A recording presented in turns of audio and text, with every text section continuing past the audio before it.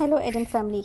चलिए अब हम एक्सरसाइज 1.2 के रिमेनिंग पार्ट्स कर लेते हैं। फर्स्ट और सेकंड पार्ट हम पिछली वीडियो में कर चुके हैं। इस वीडियो में हम इसके थर्ड, फोर्थ और फिफ्थ पार्ट करने जा रहे हैं। देखिए पहले क्वेश्चन रीड कर लेते हैं। Look at the Riyan's room, what are the coordinates of the four corner O, F, R and P of the bathroom. तो इसमें जो कॉर्नर्स हैं बाथरूम रूम के, जो ब्लू कलर से आपको दिख भी रहा है, इसने मार्क किए हुए हैं, तो इसके हमें कोऑर्डिनेट्स बताने हैं। Very easy. तो देखिए यहाँ पर ओ के कोऑर्डिनेट्स ऑलरेडी मेंशन है, पी के क्योंकि ओरिजिन पर है इसका कॉर्नर, और पी के कोऑर्डिनेट्स हो जाएंगे हमारे -6,0 क्योंकि एक्स एक्सिस पर लाई कर रहा है, तो एक्स एक्सिस पर जो भी पॉइंट लाइज करते हैं उनके ऑर्डिनेट्स 0 होते हैं। और आर के हमारे कोऑर्डिनेट्स हो जाएंगे -6,9। अभी मैं आपको एक्सप्लेन कर देती हूँ कैसे आएंगे। और एफ के कोऑर्डिनेट्स हमारे हो जाएंगे 0,6। देखिए बच्चे, ये जो पॉइंट है पी एक्स एक्सिस पर लाई कर रहा है, कितना दूर है ओरिजिन से, लेफ्ट साइड पर है, तो -6 होगा। और वाई ऑर्डिनेट नहीं है इसका क्योंकि ये एक्स एक्सिस पर लाई करता है। अब आर पर चलने के लिए हम कैसे चलेंगे, पहले ओरिजिन से 6 यूनिट चले, -6 यूनिट क्योंकि लेफ्ट साइड पर है ये ओरिजिन से, और फिर देन ऊपर वाली साइड पॉजिटिव डायरेक्शन में हम कितना 9 यूनिट्स चलिए, हमारे पास 9 यूनिट्स है।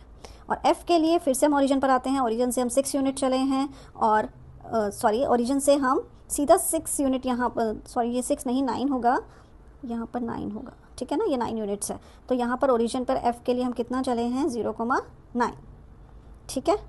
तो ये हमारे इसके कोऑर्डिनेट्स आ गए। नेक्स्ट पार्ट में देखिए हमसे क्या क्या पूछा है उसने बोला है what is the shape of the showering area SHWR in the Riyan's bathroom, write the coordinates of the four corner. Showering area उसने मार्क किया हुआ है SHWR से, तो इसके पूछा इसकी शेप क्या होगी और इसके कोऑर्डिनेट्स क्या होंगे। तो बच्चे देखिए, जो इसका कॉर्नर है शावरिंग रूम का, तो शावरिंग एरिया का कॉर्नर और बाथरूम का कॉर्नर सेम है, तो आर के कोऑर्डिनेट्स तो सेम रहेंगे। और हमारे पास एस के कोऑर्डिनेट क्या आ जाएंगे यहाँ पर -6,6, और एच के कोऑर्डिनेट्स क्या हो जाएंगे हमारे पास -3,6, और W के कोऑर्डिनेट्स कितने हो जाएंगे हमारे पास -2,6। देखिए कैसे होंगे, एक बार देखिए ये जो S है यहाँ पर ओरिजिन से देखें तो यहाँ पर -6, और फिर ये वाली जो डिस्टेंस है दैट इज़ 6 यूनिट। H के लिए -3,6, W के लिए -2,6, ठीक है। ये जो है हमारा ऑर्डिनेट 6 यूनिट्स होगा।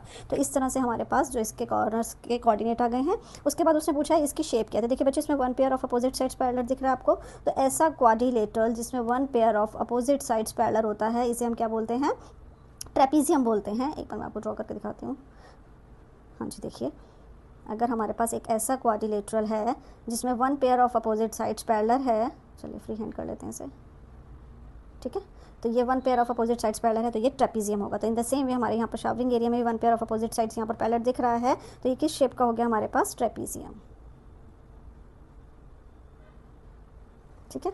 नेक्स्ट पार्ट में देखिए हमसे पूछा है उसने, कहता है आपको मार्क करना है, mark of a 3 feet by 2 feet space for the wash basin and a 2 feet by 3 feet space for the toilet. तो आपको एक स्पेस लेना है 2 फीट बाय 3 फीट का टॉयलेट के लिए, और 3 फीट बाय 2 फीट का हमें लेना है वॉश बेसिन के लिए। देखिए अब यहाँ पर उसने ऑलरेडी वॉश बेसिन के लिए जो मार्क किया हुआ है, बिल्कुल बाथरूम का जो लेफ्ट कॉर्नर है वो लिया है, तो हम भी यहीं से इसमें 3 फीट बाय 2 फीट का एरिया मार्क करेंगे, और जस्ट उसके साथ ही बाथरूम के कोऑर्डिनेट्स लेंगे according to their length and breadth. तो इसकी जो लेंथ और ब्रेथ उसने दी है 2 फीट बाय 3 फीट हमको दिया है। तो इसको मैं आपको ग्राफ पेपर पर दिखाती हूँ, तो आपको इसको और क्लियर हो जाएगा ग्राफ पेपर से।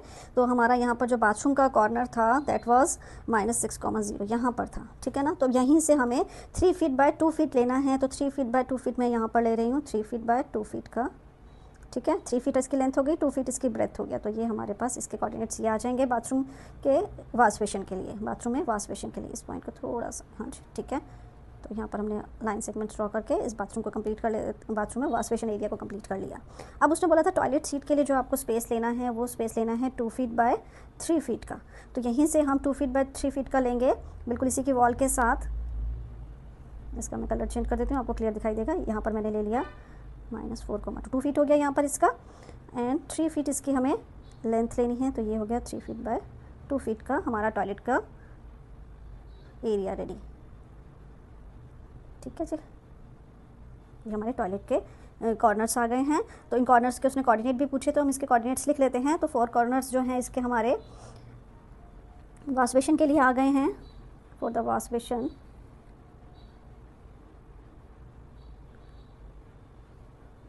वॉश बेसिन के लिए हमारे पास आ गए हैं -6,0 जो रेड कलर से आपको दिखाई दे रहे हैं, -3,2, देन -6,2 एंड -6,0, ठीक है बच्चे। अब हमें लेने हैं टॉयलेट के लिए। टॉयलेट वाले मैंने जो ग्रीन कलर से मार्क किए हैं, एक कॉर्नर उसका और वॉश बेसिन का सेम है, दैट इज़ -6,2, ठीक है, तो इसके कोऑर्डिनेट्स हो जाएंगे -6, 2, -4, 2, देन -4, 5 एंड -6, 5। ठीक है बच्चों, ये हमारा रेडी हो गया है वॉश बेसिन और टॉयलेट एरिया। नेक्स्ट पार्ट में उसने हमसे पूछा है, लास्ट पार्ट है ये इस क्वेश्चन का, other rooms in the house, और भी कमरे हैं इस घर में।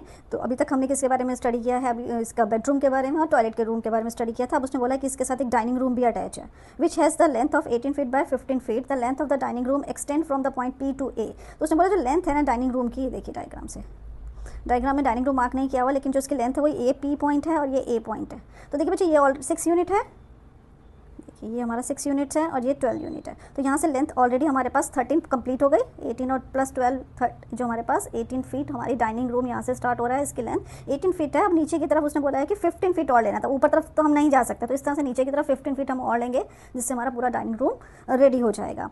उसके बाद उसने क्वेश्चन में और चीज़ें भी पूछी हैं हमसे कि इस डाइनिंग रूम, एक तो हमें डाइनिंग रूम का स्केच रेडी करना है और उसके कॉर्नर्स के कोऑर्डिनेट्स लिखने हैं। फिर उसके बाद कहता है डाइनिंग रूम में एक टेबल को हमें प्लेस करना है precisely in the centre of the dining, बिल्कुल जो डाइनिंग रूम के सेंटर पर हो, और उसके कोऑर्डिनेट्स भी हमें लिखने हैं। बच्चे बड़े ध्यान से देखिएगा, थोड़ा सा मैं आपको इसे ग्राफ पेपर पर पहले मार्क करा देती हूँ। अच्छा, मार्क करने से पहले हमें एक चीज़ और समझनी है कि ये हम कैसे मार्क करेंगे और कैसे चीज़ें आएंगी। मैं पहले आपको यहाँ पर फ्री हैंड बताती हूँ, फिर उसके बाद आपको ग्राफ पेपर पर बताऊँगी। उनका लेंथ और ब्रेथ जो हमें इसने दिया है 18 फीट बाय 15 फीट, ठीक है। और इसके बिल्कुल सेंटर पर जो है ना आपको डाइनिंग टेबल रखना है। तो डाइनिंग टेबल के लिए भी उसने मुझे डायमेंशंस दी हैं, जो डायमेंशंस दी हैं वो हमारे को कितनी दी हैं, इसकी दी है 5 फीट बाय 3 फीट, ये था 18 फीट बाय 15 फीट।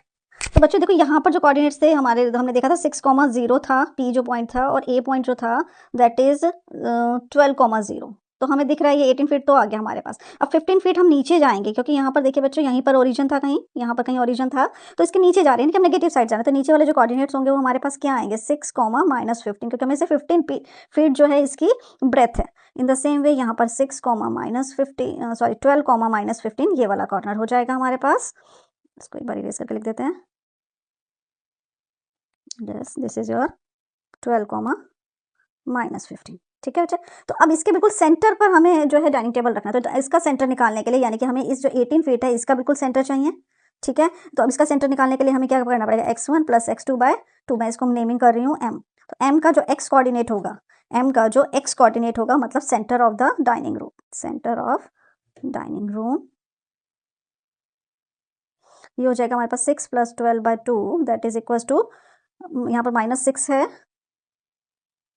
नीचे की तरफ था ना ये, तो -6 + 12 that is 6/2 that is equals to 3, ठीक है। और यहाँ पर जो इसका y कोऑर्डिनेट होगा that will be equals to y1 + y2/2। तो इसके लिए मतलब ये y1 और ये y2, 0 + -15 divide by 2 that is equals to -7.5। तो हमारे पास m के जो कोऑर्डिनेट्स आ गए हैं वो हो गए हैं 3, -7.5। अब उसने, हम जब टेबल को रखेंगे तो ये वाला सेंटर टेबल का भी सेंटर होना चाहिए। तो अब देखिए बच्चों, यहाँ जो ये m के कोऑर्डिनेट्स हैं वो ये हैं।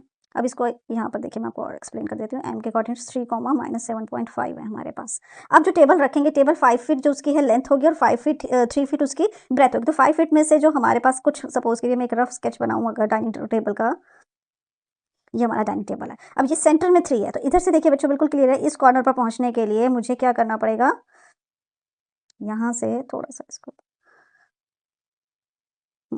देखिए। अब इसके मैं इसको नेमिंग कर रही हूँ D1, D2, D3 और D4।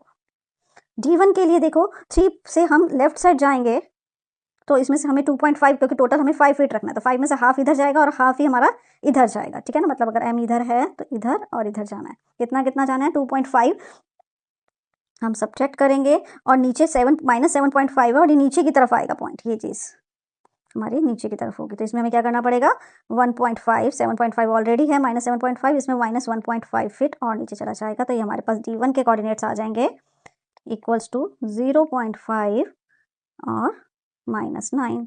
D2 के कोऑर्डिनेट्स होंगे हमारे पास 3।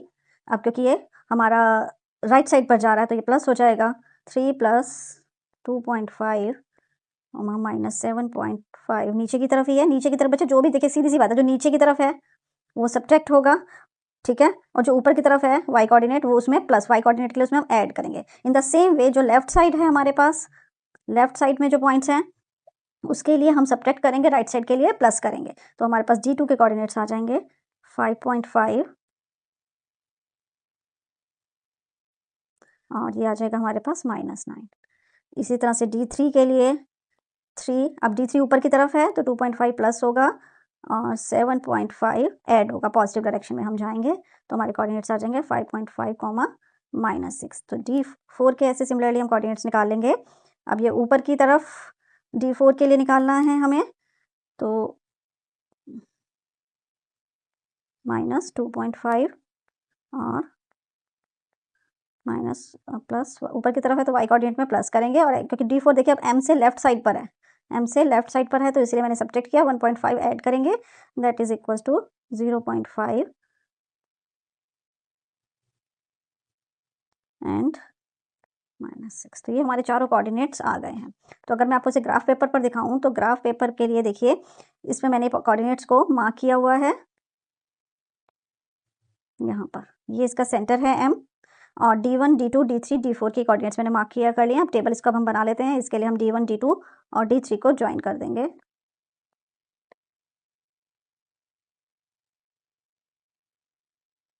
तो इस तरह से हमारा ये डाइनिंग टेबल प्रॉपर प्लेस पर, जो कि डाइनिंग रूम के सेंटर पर था। डाइनिंग रूम के भी अगर मैं आपको कोऑर्डिनेट्स यहाँ पर देखिए मार्क कर सकते हैं, हमने मार्क किए हुए यहाँ पर डाइनिंग, बस इसको ज्वाइन करना है हमें। देखिए ये हो गया हमारे पास डाइनिंग रूम के -6, चलिए यहाँ से यहाँ तक हमें ये डाइनिंग रूम था हमारा। ठीक है, मैंने आपको उधर फ्री हैंड बनाकर दिखाया है, ग्राफ पेपर पर बनाएंगे तो ये बिल्कुल एग्जैक्ट आपको समझ आ जाएगा। ये देखिए, और फोर्थ जो कॉर्नर, ये हमारा पूरा डाइनिंग रूम बनकर रेडी है, और इसके बिल्कुल सेंटर पर हमने प्लेस किया है डाइनिंग टेबल। ये जो M है, ये जो सेंटर है, ये सेंटर है हमारा डाइनिंग रूम का, और डाइनिंग टेबल का भी ये सेंटर है M। ठीक, तो आई होप बच्चों ये हमारा जो एक्सरसाइज 1.2 का, इस क्वेश्चन के साथ ये एक्सरसाइज भी कंप्लीट होती है। आपको इस क्वेश्चन में कोऑर्डिनेट्स फाइंड आउट करने में या कोई भी डाउट हो किसी भी स्टेप पर तो आप प्लीज़ मुझे कमेंट बॉक्स में लिखिएगा। इसके बाद हमारा जो इस चैप्टर से end of the chapter exercise रह गई है वो हम करेंगे नेक्स्ट वीडियो में। Thank you.